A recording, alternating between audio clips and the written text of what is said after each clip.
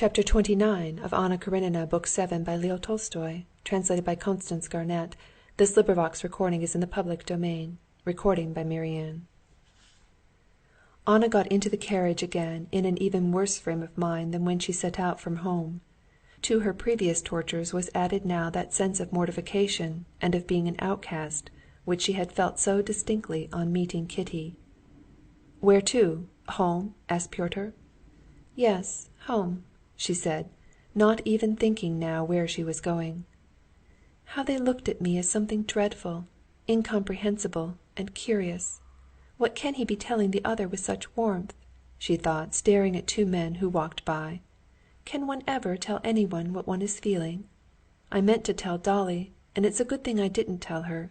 How pleased she would have been at my misery!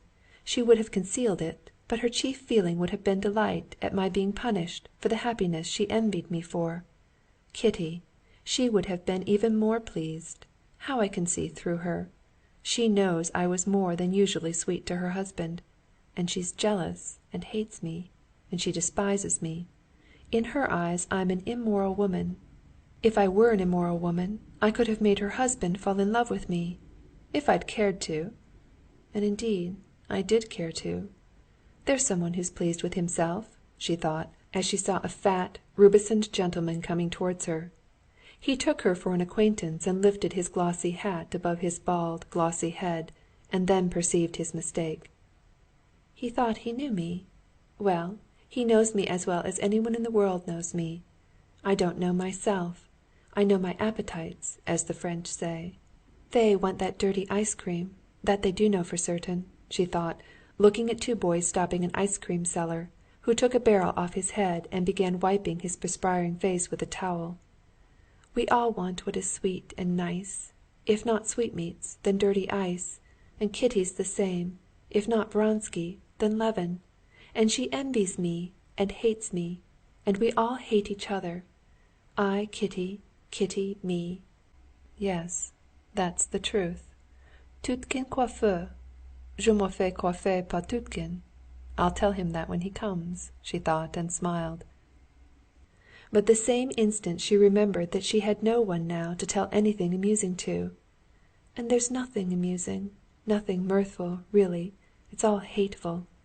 They're singing for vespers, and how carefully that merchant crosses himself, as if he were afraid of missing something.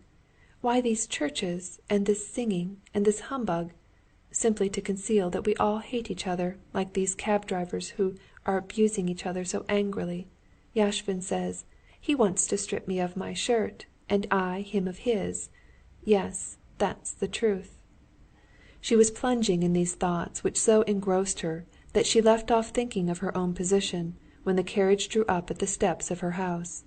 It was only when she saw the porter running out to meet her that she remembered she had sent the note and the telegram.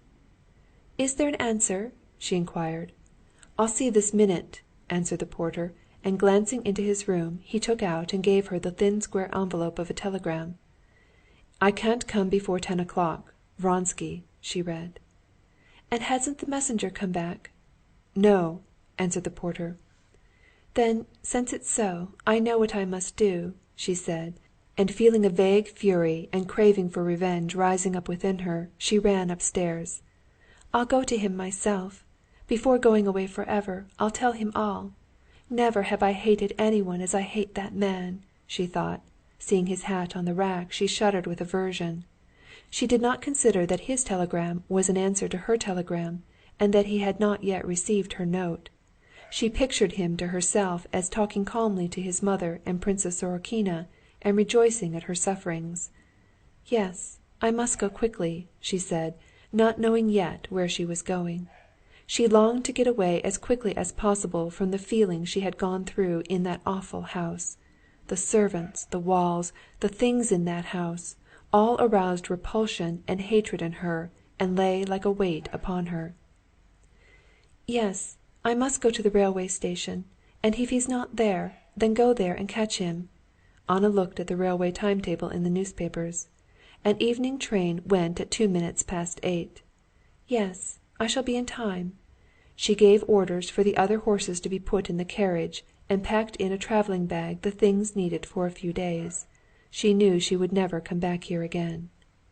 Among the plans that came into her head she vaguely determined that after what would happen at the station or at the countess's house, she would go as far as the first town on the Nizhny road and stop there. Dinner was on the table.